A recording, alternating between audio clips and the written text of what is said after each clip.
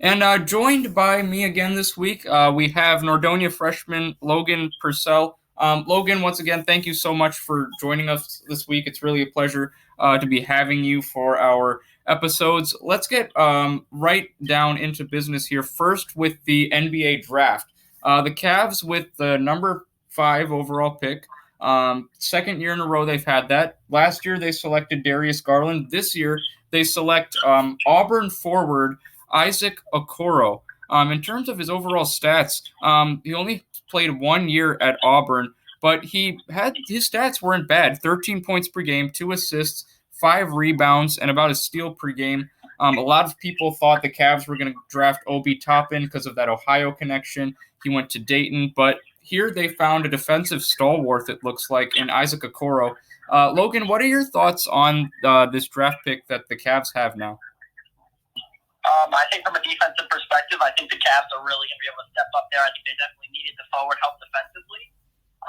Offensively, I don't think he's going to be a big factor to help into that offense. I mean, you've got a couple of really good scorers, and Colin Sexton and Kevin Porter in there, but I don't know if they really got the necessary help as a leader that they might have needed that I think they would have gotten from a guy like Obi Toppin. The thing I think about too, Logan, is the overall shooting. You talk about how the Cavs are going to be kind of limited offensively, and I don't think this draft pick really helps with that. Like you mentioned, he's a quality defensive player, it looks like, but I'm just worried about the shooting. Shooting was a problem last year, especially. I don't know if you remember Jordan Clarkson, but that guy was a huge piece for the Cavs in their last couple of years, and with him gone, you don't really have consistent shooting. So that's the problem really I have with this pick. But I think we have to give the kid a chance, in my opinion. Let's see what he brings to the table. Now with JB Bickerstaff there as head coach, do you think JB Bickerstaff can maybe help lean Isaac Okoro in the right direction that he wants? Yeah, I do think it's going to be a big factor. I think he's going to be able to put him into that role because I think the big thing for Isaac Okoro this year is going to be just knowing his role and not trying to be more than he is. For sure, definitely. More news on the NBA draft. Some other notable picks. Timberwolves with the first pick selected Anthony Edwards. Warriors drafted James Wiseman. The Hornets, Michael Jordan Company, draft LaMelo Ball. The Bulls draft Patrick Williams. Knicks had the 8th overall pick in this year's draft. They selected Obi Toppin out of Dayton. Obi Toppin is a native of Brooklyn, New York, so he is going home, playing for almost his hometown team. Logan, when you saw these draft results, were there any that kind of surprised you? I know a lot of people are talking about LaMelo Ball going to Charlotte, and Klay Thompson has now been ruled out of the 2020-21 NBA season. Just some devastating news. So maybe James Wiseman can help fill that void for the Warriors. So in short, what were the drafts that really surprised you this past Wednesday? A couple big things that really surprised me is how far both Denny Avdija, the overseas Israeli player, dropped. He dropped all the way almost out of the top 10. He was 9. Unreal. Yeah, he was 9 picked by the Wizards. Yeah. But probably even bigger than that is how far college point guard Tyrese Halliburton dropped. Yeah. I was really surprised about that. I really had him going top 10. Yeah, I think a lot of Knicks fans I was hearing, Stephen A. Smith, a lot of these other ESPN analysts, they were saying the Knicks need a guard, they need a consistent point guard, and they were saying, Tyrese Halliburton's the guy. He was drafted 12th by the Sacramento Kings, so that's an upgrade for the Kings basically. You now have someone to pair with De'Aaron Fox. But I do think Obi Toppin is a good draft choice for the Knicks. What are your thoughts on that? That was the one that surprised me, Obi Toppin going to New York. How do you think he's going to help the Knicks, especially if they get Russell Westbrook? I think if they were to find a trade to get Russell Westbrook, I think Obi Toppin is my pick right now for Rookie of the Year. Surprise Rookie of the Year, we'll go with that because, my opinion, LaMelo Ball is the most talented prospect in the draft. Yeah. But, Obi Toppin is probably the most versatile player in the draft. This guy can shoot. He can do it all. I think he's really going to be that number one scorer, even if the Knicks do find a way to get Westbrook in New York. I think Obi Toppin is still going to be their guy. Yeah, I'm definitely. I think he'll be a big reason. I'm very excited to see what Obi Toppin's going to bring to the Garden this year. Also, speaking of New York basketball, Logan, we're going to go from New York to Brooklyn. We've been hearing a lot of trade rumors of James Harden now having the Nets as his top destination spot. I don't know about you, Logan, but I am totally not on board with James Harden going to the Brooklyn Nets. I think it's too much. I think if you're Brooklyn, you're going to be giving up a lot of your surrounding pieces just to get James Harden, who's already in his 30s, Logan. So the window's not going to be as large for you to win a championship if you're Brooklyn. What are your thoughts? Should the Nets pull a trade for James Harden, or should they keep what they have? If it were me, if I'm Brooklyn and I'm running that team, I can't really make a trade yet. I mean, if you think about it, Houston has already mentioned that they're going to have to throw a package of huge pieces for James Harden. And I think that's probably going to consist of a couple first-round picks at least, along with Jared Allen and Spencer Dinwiddie, who are two of your biggest role players. Yeah. So to me, you gotta see what happens, see what Kyrie and KD do, and if they don't do well, maybe you pull something and hit Fred for James Harden. And maybe call him in free agency or something, but I don't see them trading for him yet. Yeah, and you mentioned Logan. You mentioned Spencer Dinwiddie and Jared Allen. Don't forget about Karis LeVert and Taurean Prince and Joe Harris, who's actually a former Cav, and those guys, because they basically made up the Nets' core roster with Kyrie and KD out for most of the season. So I think if you plug in KD and Kyrie into that equation that they had last year, you already have a championship in the making. So I don't see how incorporating James Harden really works. So I think we're on the same page there. Also, Logan, I wanted to get your thoughts. Klay Thompson, as I mentioned earlier, is now been diagnosed with an Achilles tear. He'll be missing the 2020-21 NBA season. His agent did inform reporters that he will be back for the following season, but this is obviously devastating news for the Warriors. A bittersweet week for them because they got James Wiseman, but now they lose Klay Thompson. What are your new thoughts now on the Warriors and their championship aspirations? I can definitely see them now as a playoff team. I think if Steph can find a way to stay healthy and play like Steph Curry, which, I mean, he's got no reason he can't, and they've got arguably a guaranteed top 3 prospect in the draft in James Wiseman. They filled that huge center need. I think this is probably a top 5 seed in the West. I don't really see them getting past the semis because, I mean, you're going to run into the Clippers, the Lakers, the red-hot Trailblazers. I can't imagine them getting past the semis.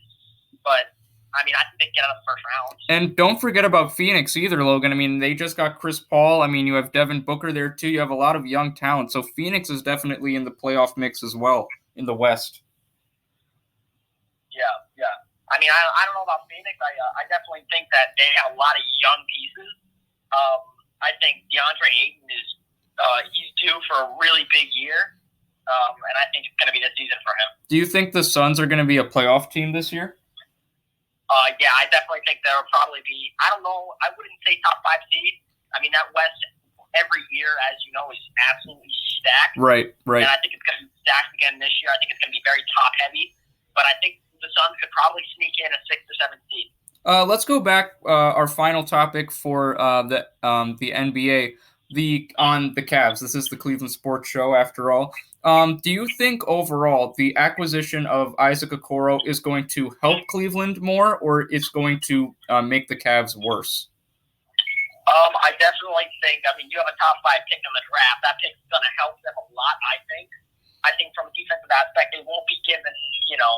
When they go up against guys like teams like the Nets, it's not going to be give the ball to KD, let him go ISO. You're going to have guys like Okoro who are great on-ball defenders. Right. But I think, again, I still think that it was a kind of a lousy pick.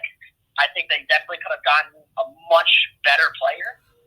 But I definitely think that it's still going to help them from a defensive aspect. Would you rather have seen them draft Obi Toppin? Because that was who I was kind of hoping they drafted, and he went 8th, so I was kind of disappointed with that. Would you have preferred Obi Toppin over Okoro? Oh, yeah. I think Obi's going to be a much better player than Isaac. I think Obi's going to be probably the second best player. I'm not super high on Anthony Edwards. I think he's very physically talented. I don't know if he has the basketball IQ to be one of the top players in the draft, but I love Obi Toppin. And I also like Denny. I think Denny at DJ was a really good idea as well. Yeah. And he's already played professionally. He's already won Gold League championships. I mean, I think both of those guys would have been great options. And the thing with Denny is, he's with the Wizards. John Wall looks healthy. Bradley Beal's healthy. I think the Wizards are going to sneak into the playoff picture in the Eastern Conference this year with that healthy backcourt. You add Denny Adija to the mix. I think you've got an Eastern Conference playoff team there. Additionally, my thoughts on Anthony Edwards, him being the first-round pick, I'm really interested to see how he and Karl Anthony Towns kind of work together because they're playing very similar positions. Logan, what are your thoughts on Anthony Edwards being in Minnesota? Do you think he's going to be successful there? I think the only way that he's going to be successful is if he's willing to take a backseat to Karl Anthony Towns. Yeah. Because at the end of the day, you can't have two superstars that are, both wanting to dominate the ball as, teams of, like the past. You see the Clippers, for example. They tried to bring in two dudes that are really great. They both, unfortunately, need the ball in their hands, and it just didn't work out. But I think Anthony Edwards has got to be willing to take one of those spot-up shooter roles, which I don't think is what he's going to want to do. I think Karl Anthony Towns is going to have to start playing really well to help Anthony Edwards. But I think Minnesota is not the best place for him to be. Mm-hmm. I definitely would have preferred to see him go somewhere like New York, where he would be the ball dominant. He'd be getting the ball every time. That's why I think Obi's going to be one of the top players in the draft. Yeah, I definitely think Obi's going to be probably the rookie of the year. I want to talk about one more draft before we get on some Browns talk. My last topic is LaMelo Ball. He was picked by Michael Jordan and the Charlotte Hornets. And to be honest with you, Logan, I'm a little bit nervous about LaMelo Ball being in Charlotte because not only is LaMelo Ball going to be under the pressure of Michael Jordan watching him night in and night out. I mean, this is the greatest player of all time who drafted this kid, so there's already a lot of pressure on him. But also, LaMelo Ball's a point guard, and you're going to be in that power struggle with Terry Rozier. I'm a little nervous about how LaMelo's going to be able to take all that. What are your thoughts on LaMelo going to the Hornets? Well, personally, I like the fact that the Hornets really took a risk, in my opinion, with LaMelo Ball. I mean, if you look at the stats, every analyst that has any knowledge knows straight up raw talent, LaMelo Ball's the best player in the draft. He's been that guy. Everybody's known that, right? Yeah. But at the end of the day, I think it's really a good pick because, as you said, Michael Jordan's going to be watching. That's a lot of pressure, right? But the great players know how to handle pressure, especially as a rookie. So right away, you're going to know whether LaMelo is that dude or not. Yeah, for sure. So I think I would like to see him win Rookie of the Year, but I can't see it happening. I don't think he's going to get as many reps at point guard. I think because of his size, they might play him at more of a playmaking two. Yeah. So we'll see what happens with that, but I think he's got a better shooting ability than Terry Rozier in the backcourt. So I think getting him at the two or even the three, he is 6'8", so I think getting him at the three would also be a very possible option for the Hornets this year. Yeah, certainly excited to see how Terry Rozier and LaMelo Ball are going to work together in that Hornets backcourt this upcoming season. Don't forget, fans, upcoming NBA season is set to begin December 22nd, 3 days before Christmas. No schedules out yet, but once we do get those schedules, we'll let you know about it here on the Cleveland Sports Show.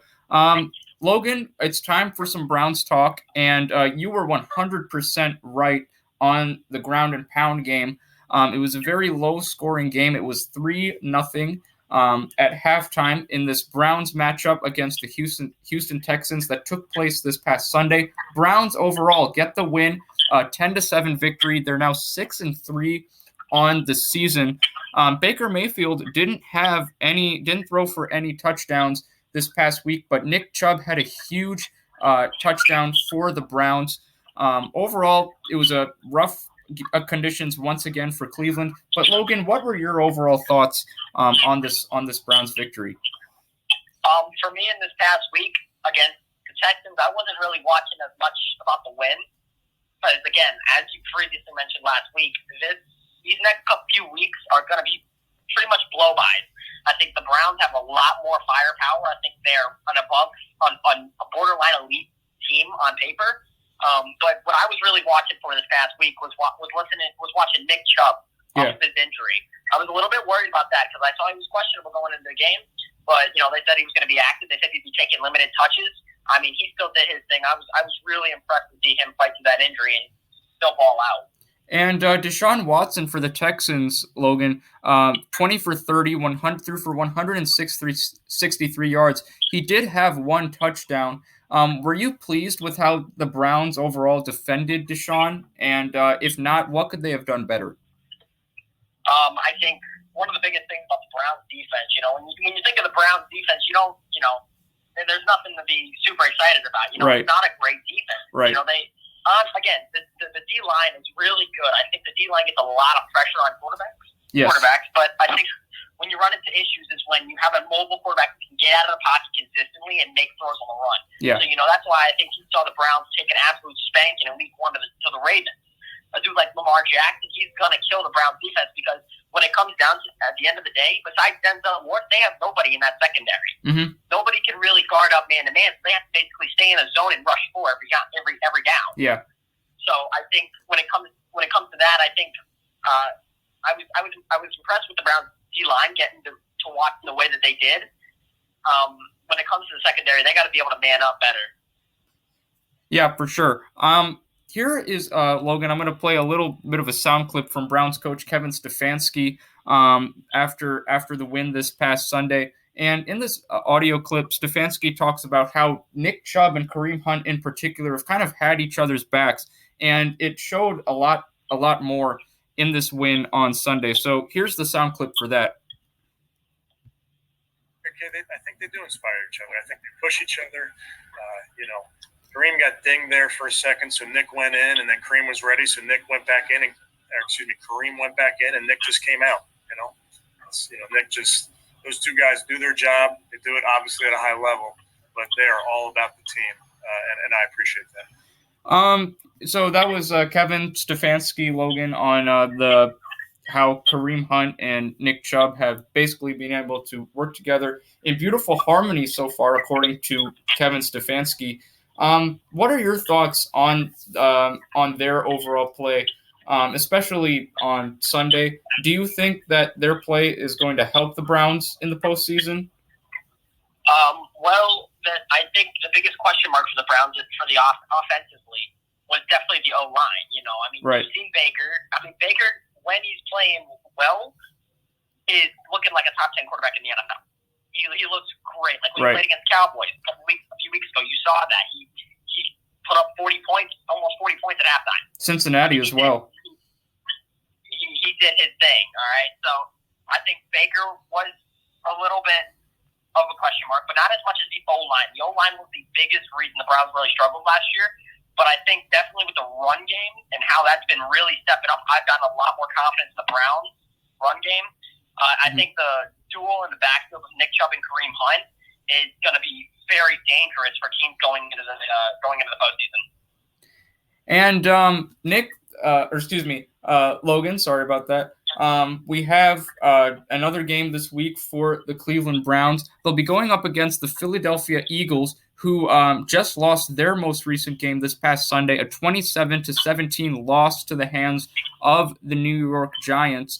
To be more specific, in the standings, the Eagles, yes, they're at the top of the NFC East, but I think the NFC East is arguably the worst division in the entire NFL.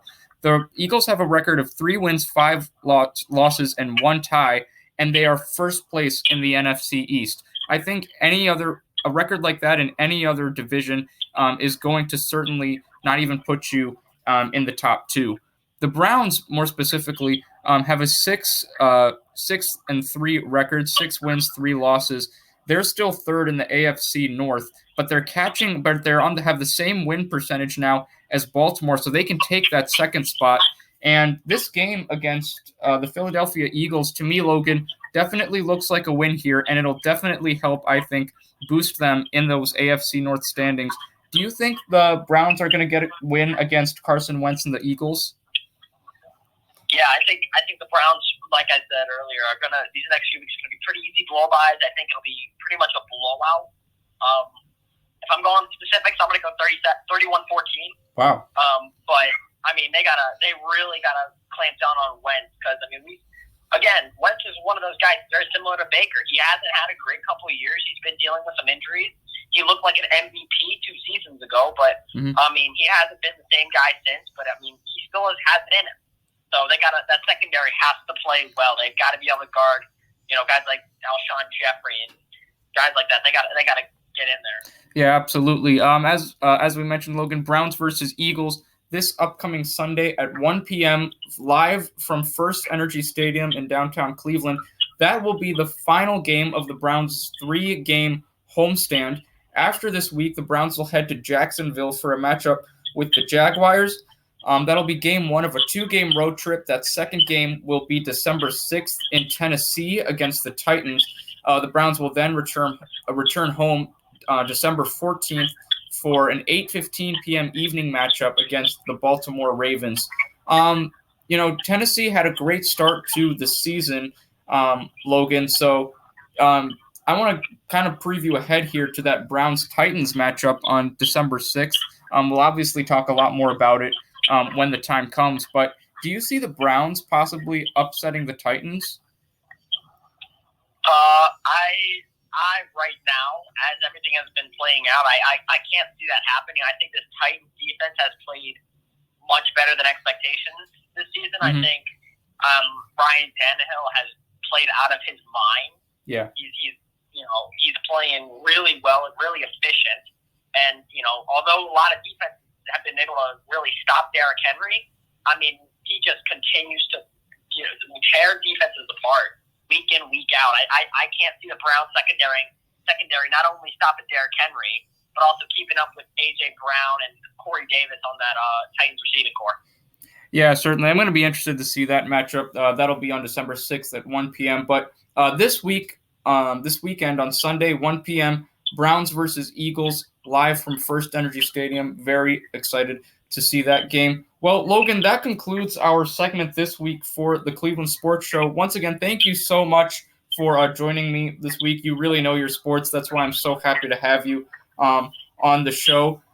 We'll see you for our next episode. Until then, have a happy Thanksgiving, and thank you so much for joining me. You too. Thank you. Thanks, Logan. And ladies and gentlemen, that concludes our episode of the Cleveland Sports Show for this week. Now, if you're just in a trauma right now, if you're so depressed, Darius, I'm so sorry I missed past episodes of the Cleveland Sports Show. Well, guess what? There's no need to apologize because I have all of them posted in multiple places for you to access. So let's talk about that, shall we? If you're on NordoniaHills.News, don't worry, because you can find the Cleveland Sports Show right there. Just go to the contributors tab. My name is about the third one down. It's spelled DARAYUSSETHNA. Once you click on my name, you'll be able to find all my episodes of the Cleveland Sports Show. You can also find some articles if you scroll down that I wrote over the summer. I did some player biographies on some different players who you may have not known a lot about. So definitely check those out. The Cleveland Sports Show is also on Twitter. I have a Twitter page, posted all of my work on there as well. My Twitter handle is @NordoniaSports, or you can type in my name spelled DARAYUSSETHNA. The Cleveland Sports Show is also on YouTube. Just type in my name once again, or the Cleveland Sports Show, NordoniaHills.News. Type that into the YouTube search bar. Also, the Cleveland Sports Show is on Spotify. Just type in my name, spelled DARAYUSSETHNA, and you can take the Cleveland Sports Show with you on the go, on your mobile phone, on your computer, on your iPad, whatever electronic device. If you have Spotify, then you have the Cleveland Sports Show. And ladies and gentlemen, that concludes this week's episode. Thank you so much for joining me. Have a very, very happy Thanksgiving, and stay safe out there. Have a great week, everyone. Thanks.